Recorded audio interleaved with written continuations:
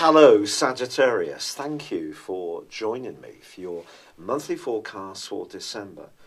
The most important transit that's gone on for you over the last 2.5 years has been the role of Saturn. Saturn is the planet of structure, but in your own zodiac sign, your first house, this is about your body. It's about your immediate identity. And that probably has gone through something of a searching process during that time. There may have been moments when you felt that life was very exacting, very demanding. Your energy may have been limited to some degree. You may have had to cast aside things that had become superfluous to you and really narrow your life down, simplify it so it became much more the essential you.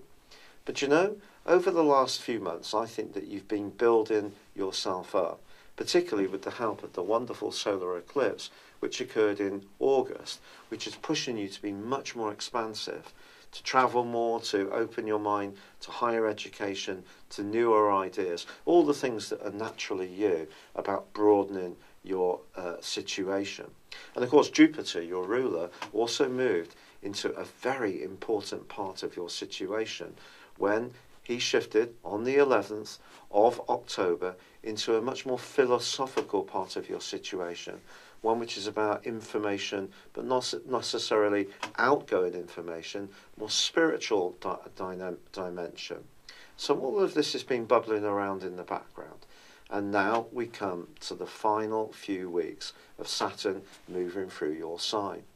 Now, Saturn won't be back for 24.5 years, so that's something to really let out a sigh of relief around.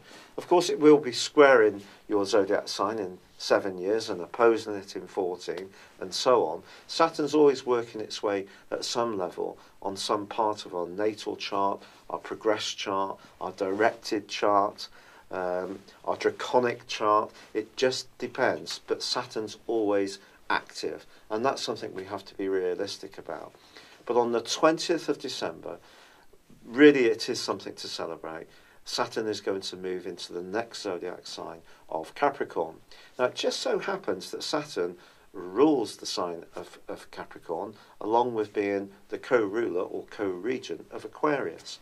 Its move into Capricorn for you is about your resources, but it's also about testing out the plans and foundations that you've put down over the last 2.5 years, the things that have survived, the strands that are important to you.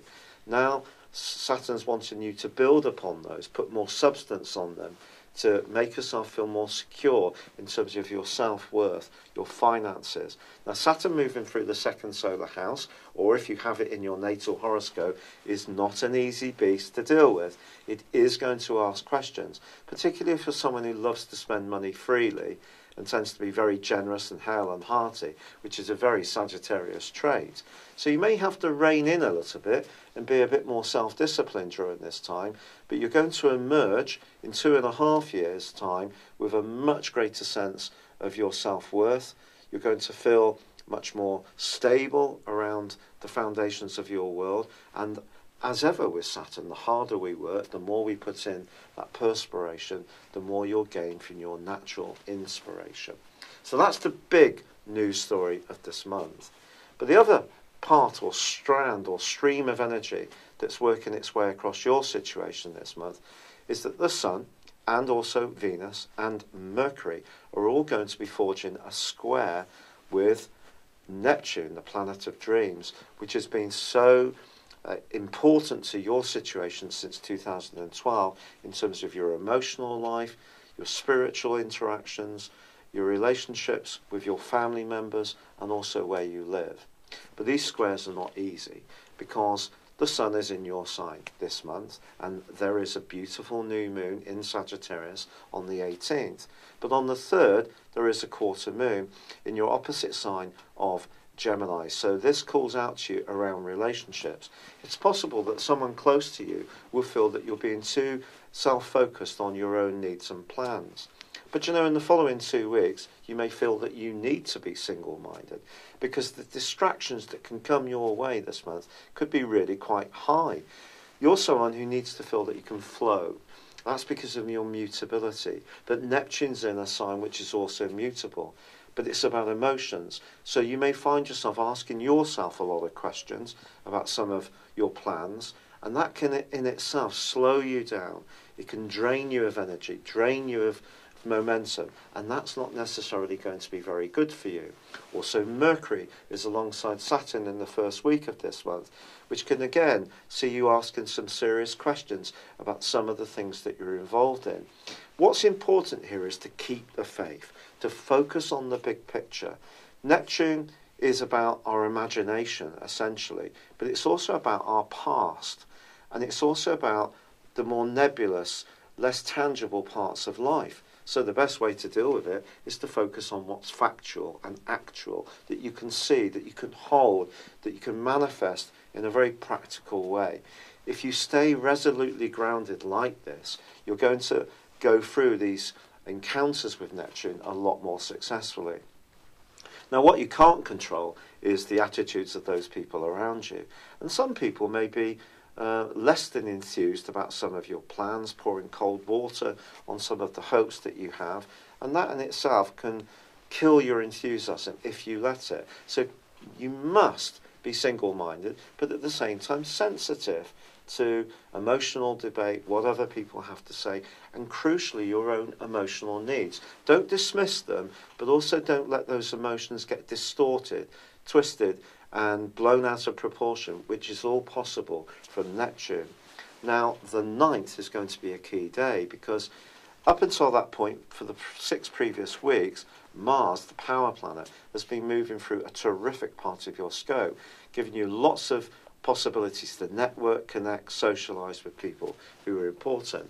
Once he moves into his home zone of Scorpio, however, he becomes more muted, but also has a tendency to rake up old psychological issues that you may have thought that you've dealt with, and suddenly you could feel tearful one minute or very angry the next, which in itself can be quite a difficult process. But then Mars goes alongside your ruler Jupiter in the last few days of this year, and I think what the two are going to be showing you is that the more you can connect with that side of your nature which isn't so obvious to other people, it isn't necessarily about exciting new ventures. It is about bringing into the present the other parts of yourself, owning them, loving them, supporting them, nurturing them, being much more at ease with your insecurities, in other words. And that can bring some valuable information and people, spirit guides into your situation. Now, there is a terrific run of energy from the 20th, when Saturn moves into Capricorn, the 22nd, when the Sun pitches up into Capricorn from your sign, the 23rd, when Mercury goes forwards in your sign after tracking back from the 3rd, and the 25th, when Venus moves into Capricorn too.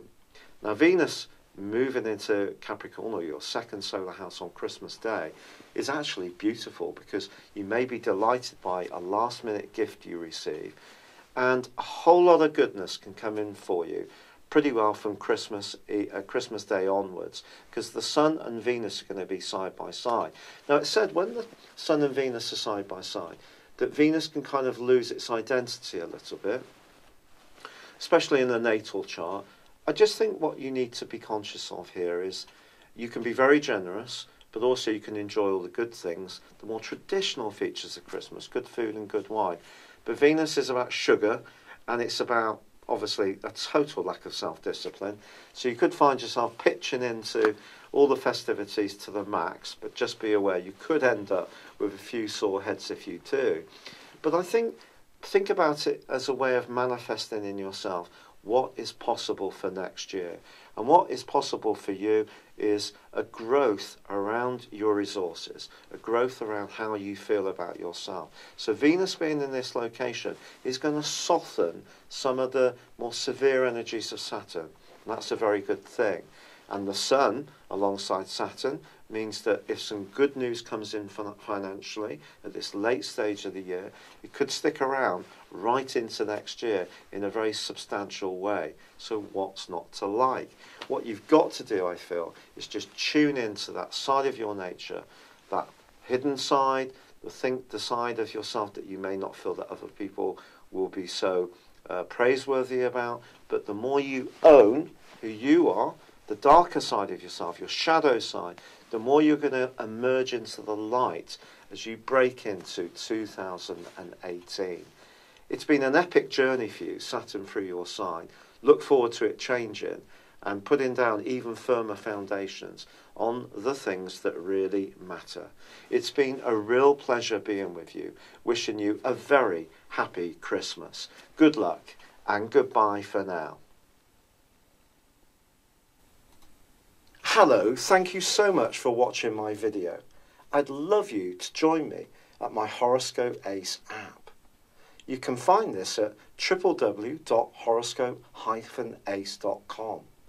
You can use it through Android, iOS, Apple or Facebook. Check out your ascendant or your moon sign or download your free birth chart. There's all your favourite videos, plus there are daily, weekly, monthly and yearly horoscopes for general, love, Chinese and Indian astrology. If your passion is tarot, there's my brilliant 3-card money or love tarot readings too. And it's all there at www.horoscope-ace.com. Thank you.